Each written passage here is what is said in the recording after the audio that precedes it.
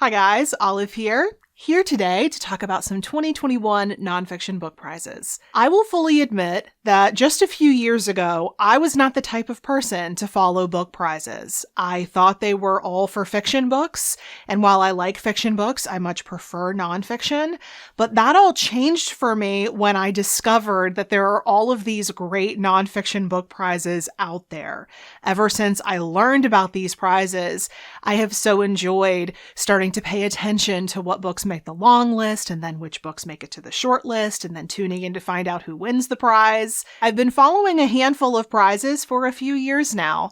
I followed them again this year and I had a great time. And since book prize season is just about over and most of the winners have been announced, I thought it gave me a really good opportunity to sit down and talk to you about this season's nonfiction book prizes, the contenders for the prizes that I follow, whether or not I predicted the winner, whether or not I was happy with the winner, if I added any of the shortlisted books to my TBR, all of that stuff. A couple years ago during Nonfiction November, I made a video about nonfiction book prizes, talking about the prizes themselves.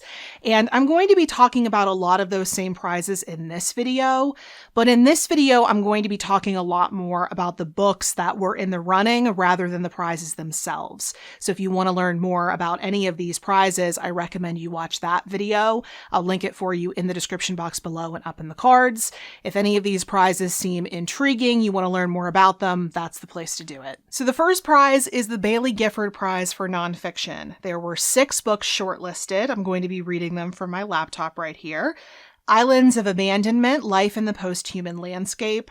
Aftermath, Life in the Fallout of the Third Reich, 1945 to 1955. Empire of Pain, The Secret History of the Sackler Dynasty. Things I Have Withheld. Fall, The Mystery of Robert Maxwell, and Free, Coming of Age at the End of History. Of all of these, the only one I've read so far is Empire of Pain. Islands of Abandonment does sound like my kind of thing. It actually reminds me a lot of The World Without Us by Alan Wiseman. That kind of what is nature going to do when there are no more humans around. I wonder if those two would be good read together. That one is definitely going on my TBR. Things I Have Withheld, that one sounds intriguing. I know it's an essay collection, but it seems like there are letters in there as well. Free is another one I could see myself reading. It's a memoir in which the author talks about growing up in remote Eastern Europe amidst the collapse of the Soviet Union. Of course, that one's my kind of thing. And then the one that I definitely want to read is Fall, the one about Robert Maxwell. I just recently watched a documentary about Ghislaine Maxwell, his daughter. And I found out by watching that documentary that Robert died under very mysterious circumstances. So when I saw this book first on the long list and then on the short list, I knew I wanted to read it. Also, as soon as I saw the short list, I knew that Empire of Pain was going to win. I haven't even read the other books on the short list, and I knew that Patrick Radden Keefe was going to take it home, and he did. It's just a fantastic book. I've talked about it a number of times here on my channel since I read it earlier this year. I read it right around the time that it came out, and it made my best books of the year so far list. It will most certainly be on my year-end nonfiction favorites list because it's just fantastic. It's well researched. It's riveting. It's infuriating because of the subject matter, but that's to be expected. It's just a great book. This is a well-deserved win. But now let's talk about the National Book Award for Nonfiction. The finalists this year were A Little Devil in America, Notes in Praise of Black Performance, Running Out in Search of Water on the High Plains, Tastes Like War, a memoir, Covered with Night, a story of murder and indigenous justice in early America, and All That She Carried, a journal of Ashley Sack, a Black family keepsake. This was a really intriguing short list. I've not read any of the books on this list, but I was really excited to see Tastes Like War on the short list. That book was on one of my most anticipated new releases lists for 2021. I found that book completely accidentally as I was browsing through just lists of new titles. I came across that book.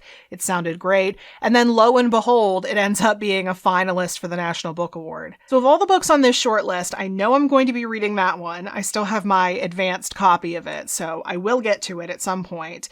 But I also want to read the winner, which was All That She Carried. This book is a history of a keepsake handed down through 3 generations of Black women. It sounds absolutely gorgeous. I can't believe I hadn't heard of this book before this short list came out. But now let's look at what is probably my favorite nonfiction book prize because of my love for nature writing. This is the Wainwright Prize for Nature Writing. And the books on the short list this year were English Pastoral and Inheritance, Featherhood, I Belong Here, Seed to Dust, The Screaming Sky, The Wild Silence, and Thin Places. I'm really surprised that Vesper Flights by Helen Macdonald didn't make the short list. It was on the long list, it did not make the short list. But then The Wild Silence by Rainer Wynn did make the short list. The Wild Silence is the sequel to The Salt Path, and I loved The Salt Path. But I thought The Wild Silence was really weak as a book, whereas Vesper Flights was really solid. Not as good as H's for Hawk, but a really solid book. So why did The Wild Silence make the short list? I don't understand. Most of these books interest me because I love nature writing. I know I want to read Seed to Dust because I loved Mark Hammer's previous book called How to Catch a Mole. I thought it was beautiful, so I imagine I will love Seed to Dust too. But of all the books on this list, I really wanted Featherhood to win, and I felt pretty certain that it was going to win. I mean, it is absolutely beautiful. I didn't think there would be any other book on this list that could top it. And then it didn't win. English Pastoral won instead. And I'm not going to lie, I was really disappointed by that. I really thought Featherhood was going to win. I still really wish it would have won. Listen, I'm sure English Pastoral is a good book. I'm going to read it. It won the prize, so I'm going to read it. They always pick good books. I've already put it on my wish list. I'll be reading it sometime next year. But I can't help but think I'm going to be reading it with really lofty expectations. I'll try not to because I don't want to be unfair to the book. But I do think I'm going to be reading it with this question in the back of my mind. What about this makes it better than Featherhood, which I think is a truly brilliant book. So we'll see. The Pushkin House Russian Book Prize was way behind schedule this year, but they did eventually reveal the short list. And the books on it were Putin's People, How the KGB Took Back Russia and Then Turned on the West, The Human Factor, Gorbachev, Reagan, and Thatcher, and the End of the Cold War, Late Stalinism, The Aesthetics of Politics, The Lockhart Plot, Love, Betrayal, Assassination, and Counter-Revolution in Lenin's Russia, Leo Tolstoy, and Moscow Monumental, Soviet Skyscrapers and Urban Life in Stalin's Russia. I haven't read any of these, but I'm definitely the most interested in The Lockhart Plot. I've not heard anything about that topic or subject, which is pretty unusual for me because I'm fairly well versed in Russian history, so that's kind of strange that I've never heard of that. Certainly Putin's People and The Human Factor are going to go on my TBR as well, and that's good because The Human Factor ended up winning the prize. Last year's winner was really great. I reviewed it here on the channel during Nonfiction November, so I have no doubts that they've chosen another deserving winner this year. Very excited to read it. And then there's our very own BookTube prize, and in the nonfiction division there were 6 finalists: The Dead Are Arising, The Life of Malcolm X; Caste, The Origins of Our Discontent; After the Last Border, Two Families and the Story of Refuge in America; Inferno, A Memoir of Motherhood and Madness; Our Bodies, Their Battlefields, War Through the Lives of Women; and Red Comet, The Short Life and Blazing Art of Sylvia Plath. I was so happy to see Red Comet and Inferno on this finals list. Those were 2 of my favorite nonfiction reads of last year. I was so happy that they made it so far.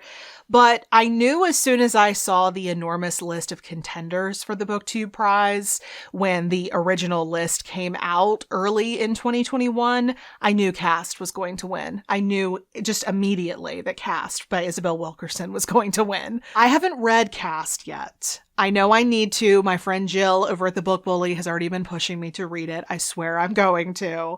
But just given that book's critical reception last year, I knew that it was going to win. I knew it was going to bump out all of its competitors. Like, what other book is going to be strong enough to stand up to a book like that? So if Inferno or Red Comet weren't going to win, I'm at least glad they lost to a book like Caste, a really strong book like that. And Red Comet did still get 3rd place. The BookTube prize does gold medal, silver medal, bronze medal like the Olympics, and Red Comet got bronze.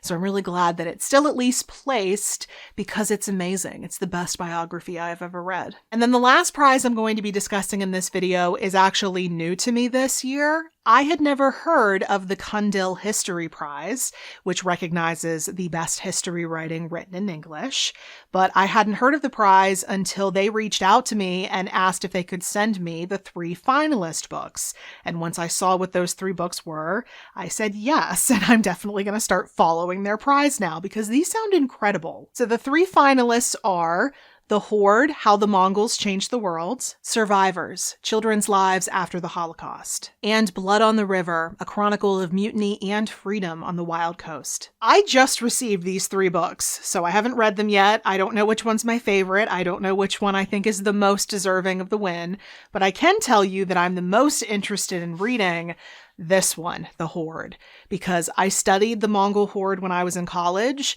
but I studied it as it pertained to Russia. The Mongols ruled over Russia for about 250 years, so I only know about the Mongol Horde within that context. I'm really eager to learn more about it. These 2 sound really great too, though, so I have no idea which one is going to win. The winner is going to be announced on December 2nd. I know I will definitely be tuning in to see which one wins. I'm really excited to see which one wins, and I'm also really excited that I now have a new prize to follow. If you're interested in history writing, this might be a prize for you to follow as well. Thank you so much to the Cundill History Prize for sending me these beautiful books. So those are all of the nonfiction book prizes I've been keeping my eye on over the past year, but if there are any that I didn't mention in this video that you think I should be paying attention to, please let me know what those are down in the comments. And also, if any of the books I mentioned in this video seem interesting to you, any of the shortlisted books, any of the winners, if you have any opinions on the winners, please let me know that in the comment section below as well. If you would like to keep up with what I'm reading and writing about right now, you can find me on a variety of places around the internet, including Goodreads and Instagram. The links to everywhere you can find me will be at the bottom of the description box below. Thank you so much for watching. I hope you're having a wonderful day. I'll see you in the next video. Bye.